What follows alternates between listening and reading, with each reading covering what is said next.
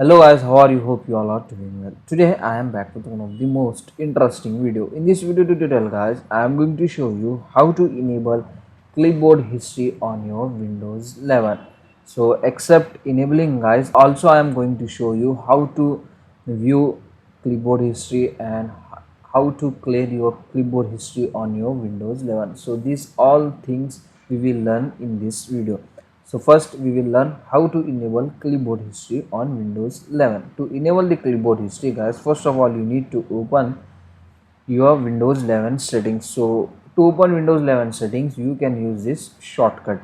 Hold Windows key and press I. In the settings in the left panel you can get the options system, just click on it, and in the right panel scroll down. Here you can get the option clipboard, just click on it, and here you can easily enable the clipboard on your Windows 11. If you want to enable, just enable this option. After this guys, if you want to view your clipboard history on your Windows 11, so you can use this shortcut. Hold Windows key button and press V like this, and here you can get your all clipboard history in your Windows 11. Now if you want to clear any particular clipboard history from your Windows 11, and here you can see three dot, just click on it. From here you can easily delete that particular clipboard history from your Windows 11.